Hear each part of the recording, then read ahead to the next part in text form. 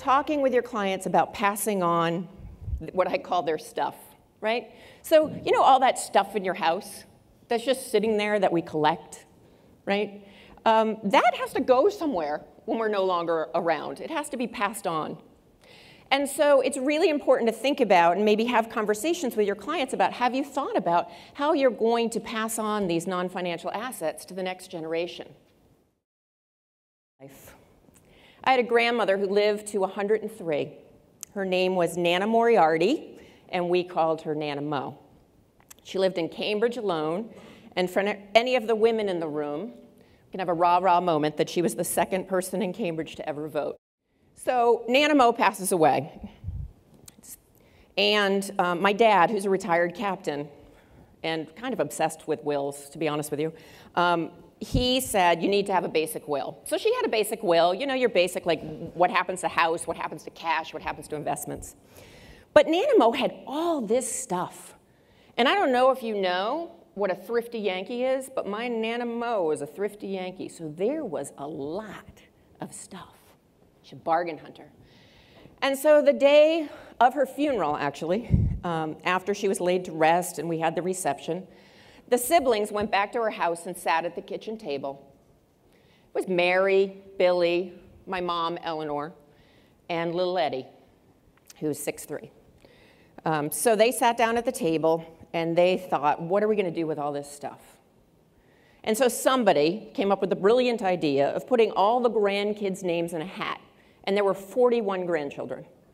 All the grandkids' names in a hat, and they picked them out one by one. And so that was going to be the order that the grandkids went through the house, got to pick one item that was meaningful to them. I know what you're thinking. You come from a very touchy-feely family. 4 hours after the reception, they're holding a game of chance at Nana Mo's kitchen table. What I ended up learning was that I was the first name picked out of the hat. I am the most unlucky person, right? And I won Nana Mo's lottery. Like, what is up with that? So I get a call the next day from my father. You know, Kathy, he calls me Kathy. Kathy, you have to go into Nana Mo's house. You know, there's 40 people behind you. You need to get in, you need to get out, you need to pick something. Military, check it off the list, right? So I say, okay, Dad, you know, I just said goodbye to Nana, like, you know, 24 hours. Can I have a day or two? Yeah, but you got to get in there. So a week goes by, and I've put it off because, of course, I'm grieving. I'm missing my Nana Mo. I'm not ready to go to her house. And I get a call from my mother. My mother calls and goes, Kathleen, I always know I'm in trouble when I'm Catholic. Kathleen, it's been a week, and there's 40 people behind you. And she goes, and besides, you can get the bedroom set. Nana Mo's bedroom set. It's the queen mother of all bedroom sets, right? And so it's this oak 4-poster bed, shiny, really awesome piece of furniture. And as kids, we used to sneak in there and play, and it seemed so big, so awesome. And there always was this chitter-chatter at family events about who gets Nana Mo's bedroom set. Like, if you were the grandkid that walked away with that, you were the chosen one. And here I was, number one.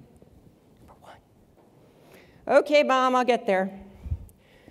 I walked into Nana Mo's house, ran right up to the bedroom set, right? Right up to the bedroom. That's what you're supposed to do, right? You won the bedroom set. I walk in and I look at it.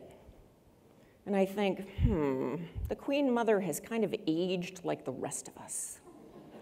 A little tattered and torn, not as shiny as I remember. I'm also 5'9", so not as big as I remember. And I think to myself, what am I going to do? I no longer want to sleep with the Queen Mother. And so I walked around and came up to her dresser, and I found these. They were just sitting there, and I know that Ricky's not old enough to know, but some of you might be. They're pop beads. Do you remember pop beads? So for those of you who don't know, pop beads pop back and forth together. They're just plastic. They're not worth much. And I used to sit on my Nana Mo's lap and make bracelets and necklaces, and we'd giggle, and it was a really nice time we had together. And so this was all that was there, not even a completed strand. But in that moment, I knew this is what's valuable to me. I am not taking the bedroom set. And I actually keep these on my dresser at home in a very similar place to where my Nana Mo kept them. And they're near and dear to my heart, and they make me think of the legacy she left me, which is connecting with other people, laughing a lot. And I have never once regretted that I did not pick something that was of financial value. My mother, on the other hand, not so pleased.